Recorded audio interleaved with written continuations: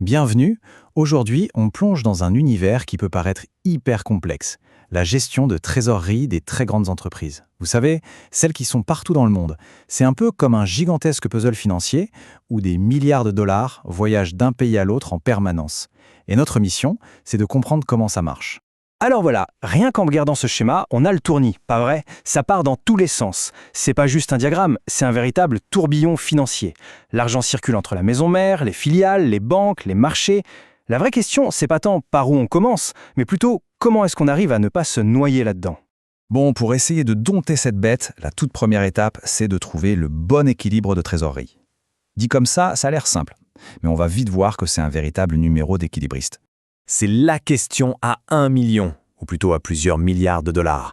Quelle est la somme parfaite à garder sous la main? C'est un peu le principe de boucle d'or. Pas trop, pas trop peu, juste ce qu'il faut. Sauf qu'ici, trouver la bonne température, c'est crucial pour la survie de l'entreprise. Et voilà le dilemme du trésorier. C'est une balance permanente. D'un côté, si on n'a pas assez de cash et qu'il y a un imprévu, on est obligé de vendre les actifs en urgence, souvent en y perdant des plumes. De l'autre côté, si on a trop de cash qui dort sur un compte, c'est de l'argent qui ne travaille pas. On passe à côté d'investissements qui pourraient rapporter gros. C'est une tension constante entre sécurité et croissance. Alors, pourquoi s'embêter à garder du cash finalement? Eh bien, il n'y a pas qu'une seule raison. D'abord, évidemment, pour les transactions du quotidien, payer les salaires, les fournisseurs. Ensuite, par précaution, c'est un matelas de sécurité en cas de coup dur. Il y a aussi un motif de spéculation. Si une super opportunité se présente, il faut avoir les fonds pour sauter dessus. Et enfin, pour la compensation, en gros pour maintenir de bonnes relations avec les banques. Bref, ce n'est pas une simple tirelire, c'est un véritable arsenal stratégique. Ok, on a vu le pourquoi, maintenant passons au comment. Pour ça, on va changer d'échelle. On quitte la vue d'ensemble du siège social et on va voir comment ça se passe sur le terrain au niveau d'une filiale à l'étranger. C'est là que les choses se corsent vraiment. Pour une filiale à l'étranger, gérer le cash, c'est un peu comme jouer au casino tous les jours. La valeur de la monnaie locale peut monter ou descendre sans prévenir. Du coup, prévoir ses dépenses devient un casse-tête. Les ventes peuvent s'effondrer si la monnaie s'envole et que les produits deviennent trop chers pour les clients locaux. En clair, les bénéfices peuvent fondre comme neige au soleil. C'est un jeu à très haut risque où les règles changent sans arrêt. Face à tout ce chaos, on pourrait penser que c'est une mission impossible. Mais, et s'il existait une méthode pour simplifier radicalement tout ça? Une sorte de prise de judo financière qui transforme cette complexité en un avantage. C'est un peu le moment Eureka de la gestion de trésorerie. Pour bien comprendre, il faut s'imaginer un énorme repas de famille. Tout le monde se doit un peu d'argent. Si chacun commence à rembourser chaque petite dette une par une, non seulement on y passe la nuit, mais en plus, à chaque virement, la banque prend sa commission.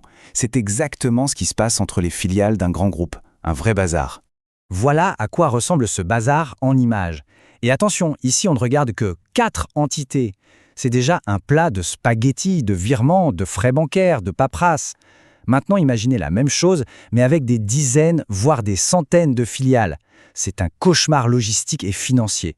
Et la solution, c'est ça, la compensation multilatérale. Le nom a l'air un peu barbare, mais l'idée est toute simple. Au lieu que tout le monde paye tout le monde, on centralise tout.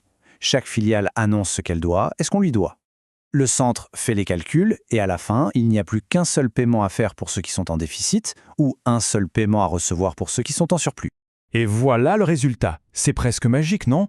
On est passé d'un plat de spaghettis à des lignes droites et claires. Ce qui était un désordre total est devenu un modèle d'efficacité. On ne fait pas seulement des économies de frais bancaires, on gagne un temps fou et surtout on y voit beaucoup plus clair.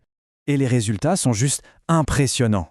Dans cet exemple précis, la valeur totale des transactions a été réduite de plus de la moitié. On est passé de 277 000 $ de flux à seulement 136 000. Maintenant, multipliez ça par des milliers de transactions chaque jour dans des dizaines de pays. On ne parle plus de petites économies, mais de millions, voire de milliards sauvés chaque année. C'est une véritable révolution. Bon, la compensation, c'est un outil super puissant, mais le voyage ne s'arrête pas là. Même avec ça, le monde de la finance mondiale reste un terrain miné, plein de règles, de taxes et de risques différents dans chaque pays. Il faut donc passer à un niveau de pilotage encore plus fin. On entre maintenant dans un domaine un peu plus sensible, les prix de transfert. Si on s'est déjà demandé comment certaines multinationales arrivent à payer si peu d'impôts, eh bien une partie de la réponse est là. C'est l'art de fixer le prix des biens et services échangés entre les filiales d'un même groupe pour optimiser, en toute légalité, la facture fiscale globale. Et forcément, c'est un sujet qui fait beaucoup débat. Évidemment, les États et les administrations fiscales ne laissent pas faire n'importe quoi. Il y a une règle d'or, le prix de pleine concurrence. En gros, le prix fixé entre deux filiales doit être le même que celui qui aurait été fixé entre deux entreprises totalement indépendantes.